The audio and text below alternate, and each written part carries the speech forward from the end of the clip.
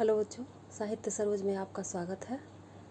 तो मैं आज आप लोगों के बीच किसवे भाग 2 वर्ग 7 का लेसन 7 पाठ 7 साइकिल की सवारी लेकर आई हूँ, जिसके लेखक हैं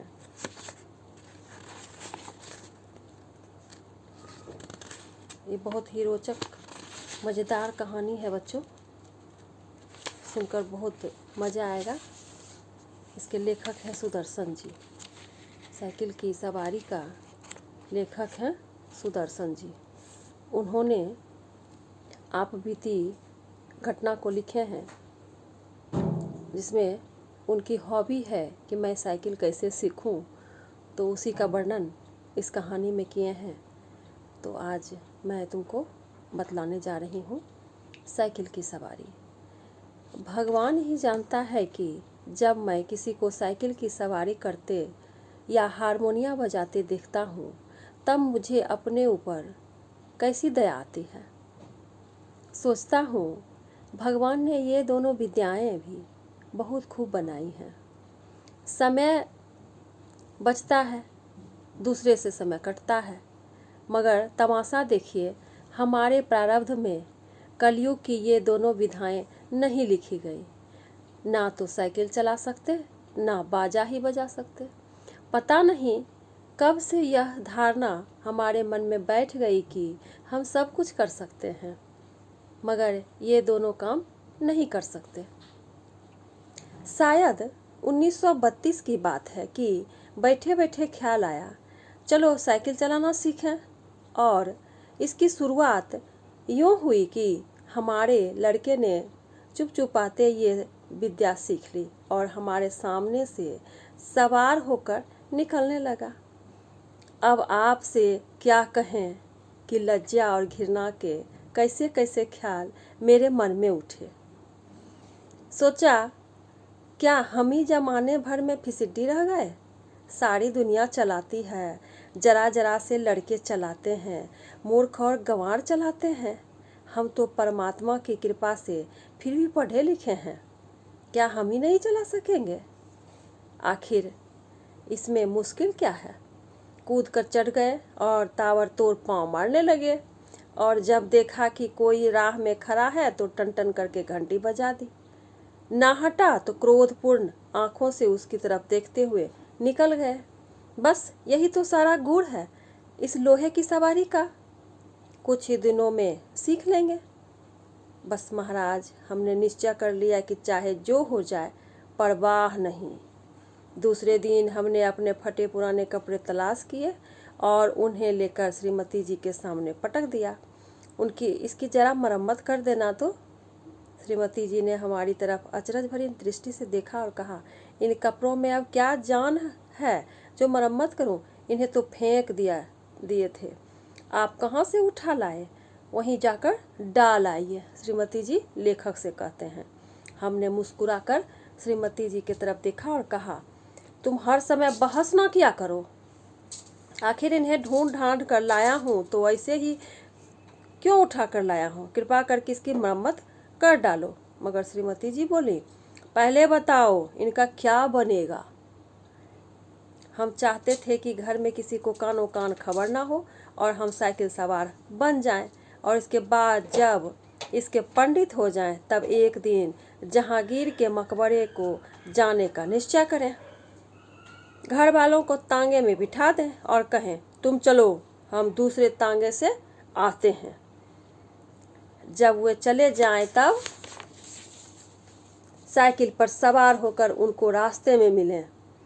हमें साइकिल पर सवार होकर देखकर उन लोगों को क्या हालत होगी? हैरान हो जाएंगे, आंखें मल मल कर देखेंगे कि कोई तो और तो नहीं। अचरज की निगाहों से मुझे देखेंगे, परंतु हम गर्दन टेढ़ी कर कर दूसरे तरफ देखने लग जाएंगे, जैसे हमें कुछ मालूम ही नहीं, जैसे यह सवारी हमारे लिए साधारण बात है। झक मारकर बताना पड़ा कि रोज रोज तांगे का खर्च मार डालता है, साइकिल सीखना जरूरी है। श्रीमती जी ने बच्चों को सुलाते हुए हमारी तरफ देखा और मुस्कुरा कर बोली, मुझे तो आशा नहीं कि आपसे यह बेल मत्थे चढ़ सके। खैर यत्न कर लीजिए, देखिए मगर इन कपड़ों का क्या बनेगा? हमने जरा रौब से कहा।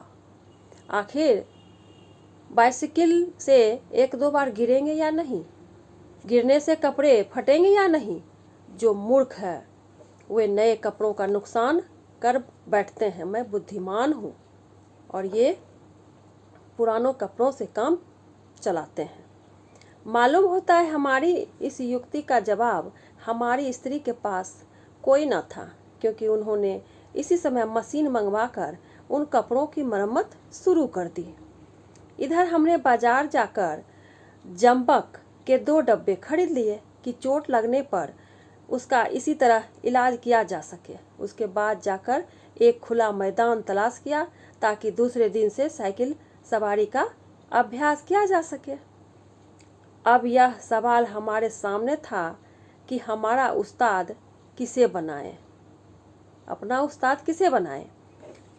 इसी उधेड़बुन में बैठे थे कि तिवारी लक्ष्मी नारायण आ गए और बोले, क्यों भाई, हो जाए एक बाजी शतरंज की?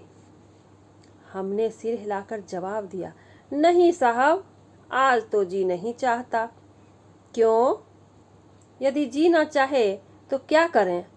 यह कहते कहते हमारा गला भर आया। तिवारी जी का दिल पसीज गया। हमारे पास बैठकर बोले, अरे भाई, मामला क्या है? स्त्री से झगड़ा तो नहीं हो गया? हमने कहा, तिवारी भैया क्या कहें, सोचा था लाओ साइकिल की सवारी सीख लें, मगर अब कोई ऐसा आदमी नहीं दिखाई देता जो हमारी सहायता करे। बताओ, है कोई ऐसा आदमी तुम्हारे ख्याल में?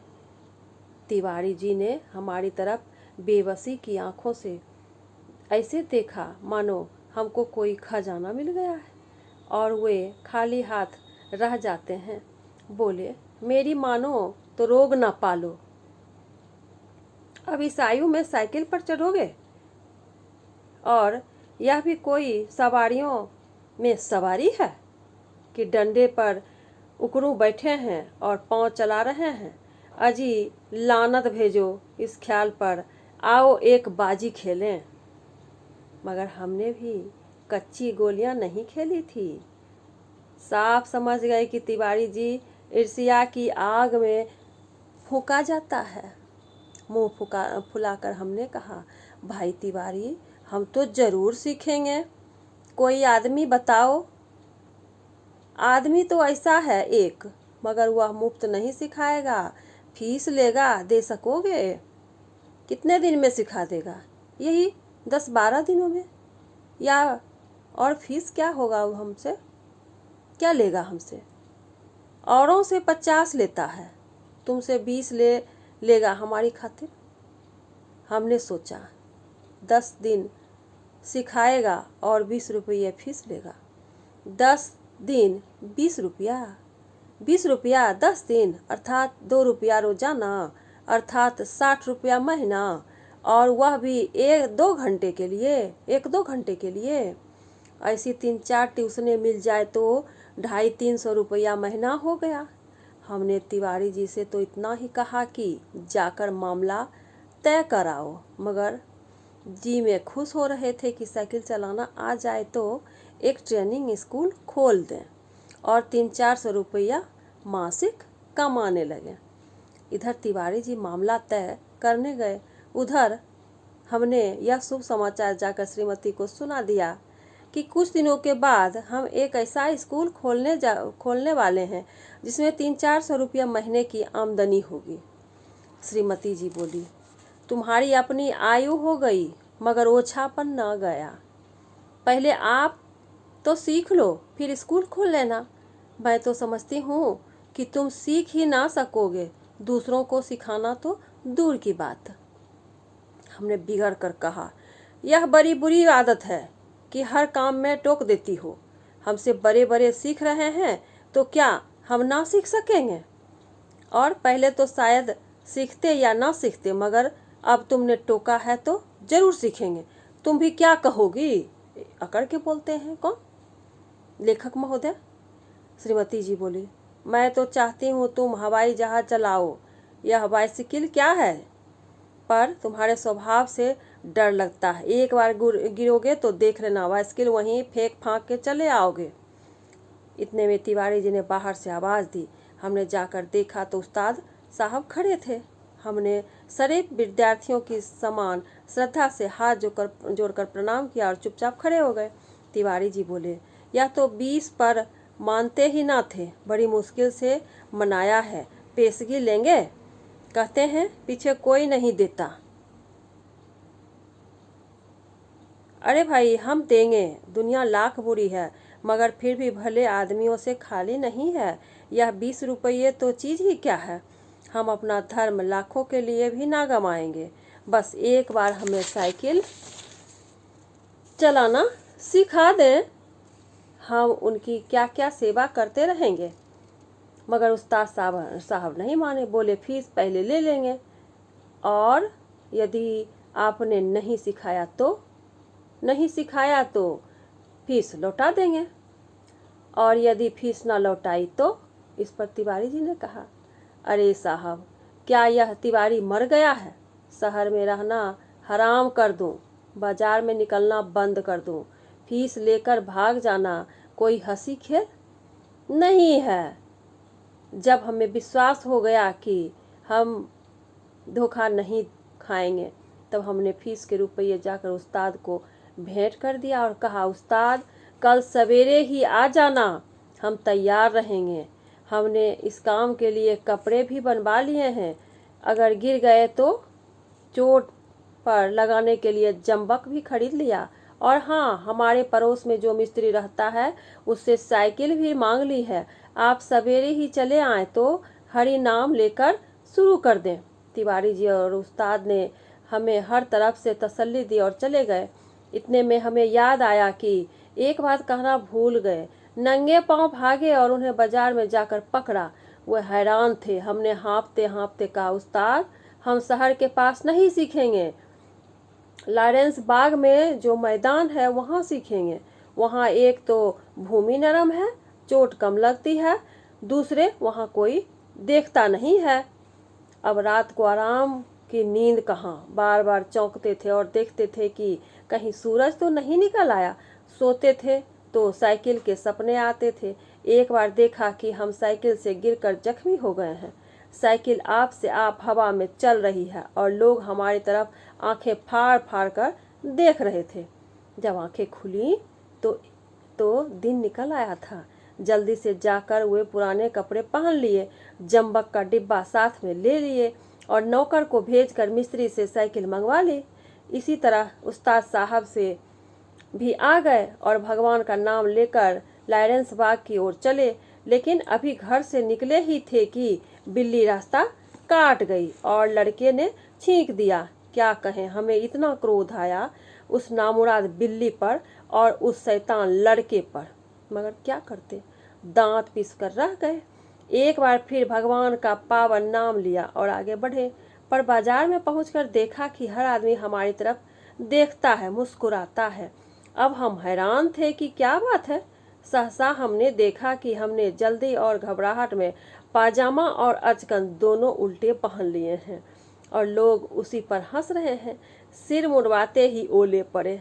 हमने उस्ताद से माफ़ी मांगी और घर लौट आए, अर्थात हमारा पहला दिन मुफ्त में गया। दूसरे दिन फिर निकले। रास्ते में उस्ताद साहब बोले, मैं एक गिलास लस्सी पी लूं? आप जरा साइकिल तो थामिए। उस्ताद साहब लस्सी पीने लगे तो हमने साइकिल के पुर्जे की ऊपर नीचे परीक्षा शुरू कर दी। फिर कुछ जी में आया तो उसका हैंडल पकड़कर जरा चलाने लगे, मगर 2 ही कदम आगे होंगे कि ऐसा मालूम हुआ जैसे साइकिल हमारे सीने पर चढ़ी आती है। इस समय हमारे सामने एक गंभीर प्रश्न था कि क्या करना चाहिए, युद्ध क्षेत्र में डटे रहे या हट जाएं। सोच विचार के बाद यही निश्चय हुआ कि यह लोहे का घोड़ा है, इसके सामने हम क्या चीज़ हैं। बड़े बड़े वीर योद्धा भी नहीं ठहर सकते, इसलिए हमने साइकिल छोड़ दी और भगोड़े सिपाही बनकर मुड़ गए। पर दूसरे ही क्षण साइकिल अपने पूरे जोर से हमारे पांव पर गिर गई और हमारी राम दुहाई बाजार के एक सिरे से दूसरे सिरे तक गूंजने लगी।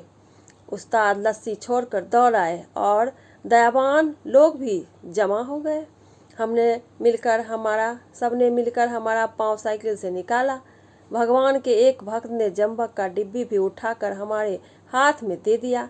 दूसरे ने हमारी बगलों में हाथ डालकर हमें संभाला और सहानुभूति से पूछा, चोट तो नहीं आई? जरा 2-4 कदम चलिए, नहीं तो लहू जम जाएगा। इस तरह दूसरे दिन हम और हमारी साइकिल दोनों अपने घर से थोड़ी दूर पर जख्मी हो गए। हम लंगड़ाते हुए घर लौट आए और साइकिल ठीक होने के लिए मिस्त्री की दुकान पर भेज दी। मगर हमारे वीर हृदय का साहस और धीरज देखिए, अब भी मैदान में डटे रहे। कई बार गिरे, कई बार शहीद हुए, घुटने तुड़वाए, कपड़े फड़वाए, पर क्या मजाल जो जी छूट जाए। 8-9 दिन में साइकिल चलाना सीख गए थे, लेकिन अभी उस पर चढ़ना नहीं आता था। कोई परोपकारी पुरुष सहारा देकर चढ़ा देते तो फिर लिए जाते थे।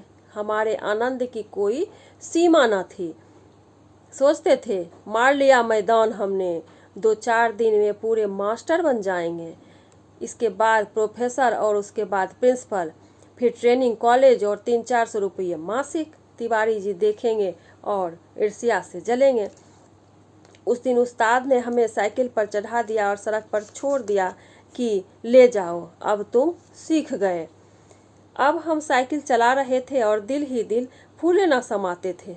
मगर हाल यह था कि कोई आदमी 200 गज के फासले पर होता तो हम गला फाड़ फाड़ कर चिल्लाना शुरू कर देते, साहब जरा बाईं तरफ हट जाइए। दूर फासले पर कोई गाड़ी दिखाई देती तो हमारे प्राण सूख जाते। उस समय हमारे मन में दशा होती जैसे परमेश्वर ही जानता है। अब गाड़ी निकल जाती, तब कहीं जाकर हमारी जान में जान आती। सहसा हमने तिवारी जी को आते दिखाई दिए। हमने उन्हें भी दूर से ही अल्टीमेटम दे दिया कि तिवारी जी बाईं तरफ हो जाओ, वरना साइकिल तुम्हारे ऊपर चढ़ा देंगे।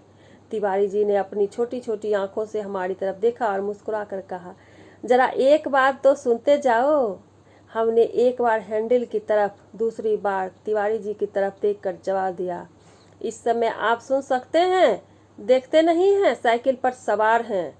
तिवारी जी बोले, तो क्या जो साइकिल चलाते हैं वो किसी की बात नहीं सुनते? बड़ी जरूरी बात है, जरा उतर जाओ।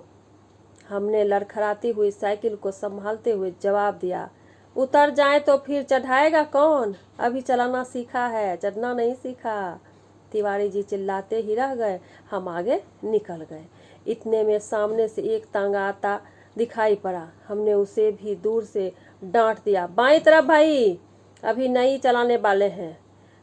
तांगा बाईं तरफ हो गया। हम अपने रास्ते चले जा रहे थे, एकाएक पता नहीं घोड़ा भड़क उठा या तांगे वाला कोई शरारत सूझी, जो भी हो तांगा हमारे सामने आ गया।